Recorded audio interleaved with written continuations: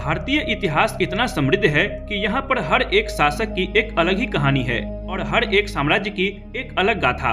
हमारा भारतीय इतिहास इतना समृद्ध है कि उसकी कथाओं को सुनकर इतिहास के पन्ने भी उत्तेजना से भर जाते हैं। ऐसी ही एक गाथा है भारत के वीर चक्रवर्ती अशोक सम्राट के बारे में, जिन्होंने अपनी महानता से पूरे भारतवर्ष को अपनी मुट्ठी में कर लिया था और उसके बाद अचानक से अपना हृदय परिवर्तन करके अहिंसा का मार्ग चुन लिया था। आज के इस वीडियो में हम बात करेंगे कि आखिर क्यों अशोक ने अहिंसा के मार्ग को चुना। 304 ईसा पूर्व में राजा बिंदुसार और रानी धर्मा के पुत्र ने पाटलिपुत्र में जन्म लिया। राजा बिंदुसार को अपने पुत्र में आने वाले तेज से ही इस बात का आभास हो रहा था कि वो पुत्र आगे जाकर उनके साम्राज्य को विस्तार करेगा और आगे जाकर उन्होंने अपने पुत्र का नाम रखा अशोक। ऐतिहासिक लेखों के अनुसार राजा बिंदुसार की 16 पटरानियां थी और उनके 101 पुत्र थे, जिनमें से एक अशोक भी थे। अशोक का एक बड़ा भाई था जिसका नाम सुसीम था और राज परंपराओं के अनुसार जो पुत्र सबसे बड़ा होता है उसी को युवराज घोषित किया जाता है। इसी कारण कुशल होने के बावजूद भी तक्षशिला का शासन सुसीम को दिया गया, लेकिन इतिहास के पन्ने बताते हैं कि सुसीम को पूर्णतः राज्य शासन नहीं दिया गया था। लेकिन सुसीम के अकुशल प्रशासन के कारण उस क्षेत्र में विद्रोह पनप उठा। ऐसे में राज दरबार में हर किसी को पता था कि राजपुत्र अशोक के अलावा कोई भी इस विद्रोह को नहीं रोक पाएगा और इस बात को जानकर अशोक को ही जनता में पनप रहे उस विद्रोह को शांत करवाने के लिए भेजा गया। जैसे ही लोगों ने ये बात सुनी कि अशोक खुद उनके विद्रोहों को सुलझाने के लिए आ रहे हैं, तो उन्होंने विद्रोह ही बिना किसी समस्या के खत्म कर दिया। इस बात से पूरे साम्राज्य में अशोक की और भी ज्यादा प्रशंसा हुई और अशोक पहले से भी कई गुना अधिक प्रसिद्ध हो गए। लेकिन इस प्रसिद्धि से उनके बड़े भाई सुसीम को डर सताने लगा कि अगर अशोक की प्रसिद्धि अत्यधिक रूप से पूरे साम्राज्य में फैल गई तो कहीं ऐसा न हो कि उसकी राजगद्दी खतरे में पड़ जाए। इसी भय के कारण उसने सम्राट बिंदुसार को कहकर अशोक को निर्वास में डाल दिया और इसी निर्वास का पालन करते हुए अशोक कलिंग चले गए। वैसे तो अशोक काफी क्रूर स्वभाव के थे, लेकिन फिर भी वह बौद्ध गुरुओं के साथ रहकर अपने क्रोध पर काबू पाना सीख गए थे। सुसीम के जुल्मों से तंग आकर प्रजा बार बार अशोक को उकसाया करती थी और जब वह शांति से आश्रम में अपने दिन बिता रहे थे, उसी दौरान उन्हें ये जानकारी मिली कि उनके सौतेले भाइयों ने उनकी मां की हत्या कर दी है। इस खबर को सुनने के बाद अंततः अशोक की शांति और उनके मौन ने जवाब दे दिया। क्रोध से भरे अशोक ने अपने 99 सौतेले भाइयों की हत्या कर दी और अंततः सिंहासन की बागडोर 270 ईसा पूर्व में अपने हाथों में संभाल ली।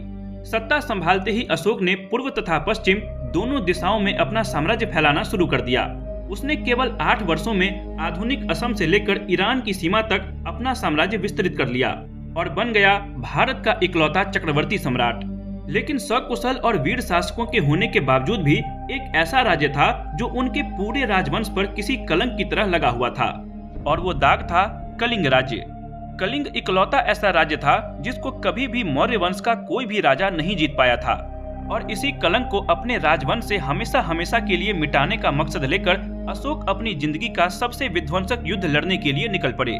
इसी विध्वंसक युद्ध को कलिंग के युद्ध का नाम दिया जाता है। काफी घंटों लड़ने के बाद कब किसकी जीत हो सकती है, इसके बारे में किसी को कोई अंदाजा नहीं था। किसी व्यक्ति को यह भी नहीं समझ आ रहा था कि वह किसका खून बहा रहा है।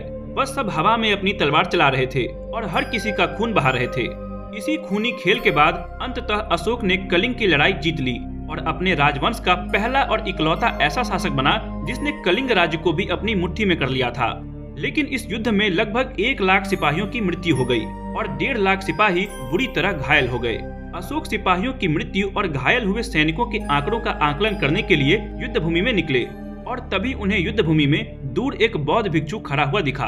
वो बस एक सामान्य भाव लेकर किसी भिक्षु की तरह ही अशोक की ओर देख रहा था। जैसे ही सम्राट अशोक उस भिक्षुक के पास आए, उस भिक्षुक ने सम्राट अशोक की प्रशंसा करनी शुरू कर दी। उस भिक्षुक ने कहा, आप तो इतने बड़े सम्राट हैं कि आपने अपने सामने बड़े बड़े साम्राज्यों का सिर झुका दिया। अगर आप इतने ही महान राजा हैं, तो क्या आप इस अबोध और निर्दोष बालक में जान डाल सकते हैं? और ये शब्द कहते ही उसने एक कुछ ही महीनों के मृत बालक को अपनी गोद में लेकर सम्राट अशोक के सामने रख दिया। वो भिक्षुक मौन था। उसकी आंखें सवाल कर रही थी कि आखिर इस अबोध शिशु की क्या गलती थी जो इसने भी इस विध्वंसक युद्ध में अपनी जिंदगी गंवा दी। अशोक काफी देर तक उस भिक्षुक की आंखों में देखते रहे और उनके मन में एक अलग ही संग्राम शुरू हो गया। वह समझ नहीं पा रहे थे कि वो उस भिक्षुक को क्या जवाब दे और अंततः उनकी आंखों में करुणा का एक आंसू छलक पड़ा और उस एक क्षण में सम्राट अशोक का हृदय परिवर्तित हो गया।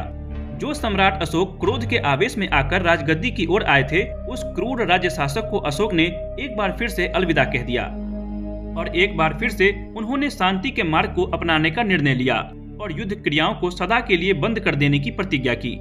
एक भिक्षुक की तरह ही बौद्ध धर्म के उपदेश को विश्व की विविध जगहों तक पहुंचाते हुए उन्होंने अपनी जिंदगी के आखिरी कुछ साल व्यतीत किए। उनके पुत्र महेंद्र तथा पुत्री संघमित्रा ने भी बौद्ध धर्म के प्रचार में योगदान दिया और विश्व में अहिंसा का संदेश पहुंचाया। लगभग 232 ईसा पूर्व में उनकी मृत्यु हो गई और अशोक की मृत्यु के बाद मौर्य राजवंश लगभग 50 वर्षों तक चला और फिर अंततः मौर्य साम्राज्य का भी पतन हो गया।